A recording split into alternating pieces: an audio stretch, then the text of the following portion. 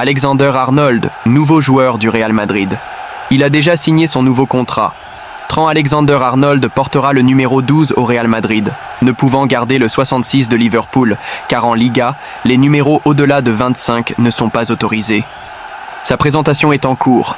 Le champion de la Premier League semble prêt à faire sauter la banque pour Florian Wirtz.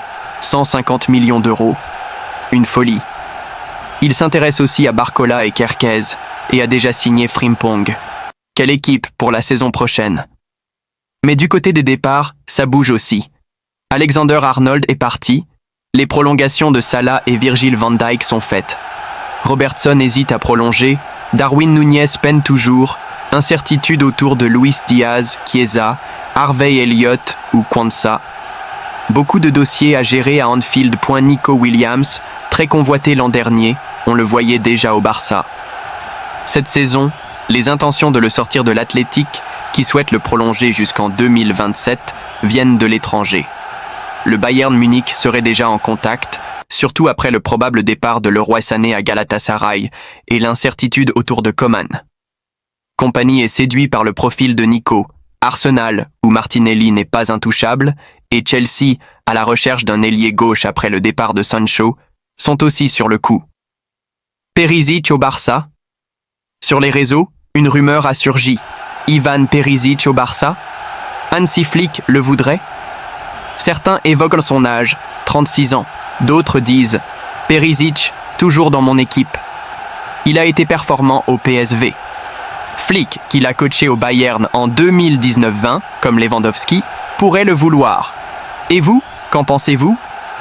Capitaine en Premier League, Alexander-Arnold, Liverpool, et De Bruyne, Manchester City, changent de club. L'un au Real Madrid, l'autre à Naples. Ils seront présentés aujourd'hui. Arnold retrouve Bellingham. De Bruyne rejoint Lukaku. Des vétérans de grande qualité quittent la Premier League. Le feuilleton Gyökeres. Victor Gyökeres ne devrait plus jouer au Portugal. Il aurait été trahi par son président, qui refuse de le vendre pour 60 plus 10 millions d'euros. Le joueur se dit en rébellion, ne veut plus jouer pour le Sporting. Varandas, président, dit ne jamais avoir promis de prix et qu'il ne partira pas pour moins de 100 millions d'euros. Il confirme n'avoir reçu aucune offre pour l'attaquant. Villarreal est proche de finaliser l'arrivée d'Alberto Molero, grand espoir espagnol, pour compenser un éventuel départ d'Alex Baena. Un gros renfort pour Marcelino Sané en route pour la Turquie. On l'avait annoncé, mais certains doutaient encore. Leroy Sané va bien au Galatasaray. Il a été accueilli par des supporters en délire. João Félix, après un parcours difficile à l'Atlético, Chelsea et Milan, ne convainc toujours pas. Benfica, son club formateur, pourrait être sa porte de sortie. On parle déjà d'un retour à bas prix, loin des 100 millions d'euros que l'Atlético avait déboursés. Chelsea ne semble pas miser sur lui pour le mondial des clubs. Son numéro 14 a déjà été attribué à Dario Essugo. Liverpool, qui a peu recruté l'an passé, semble se rattraper avec Frimpong déjà signé et Wirtz, Kerkez proche de l'être.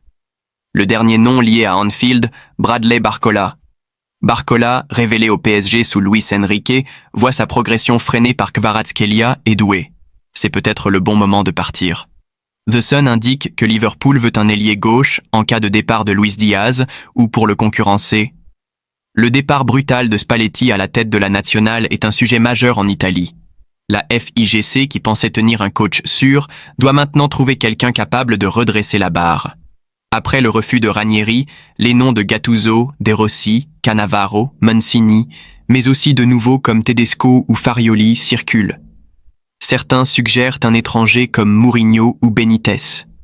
Le casting est ouvert, non seulement pour les clubs de Serie A, mais aussi pour la sélection nationale.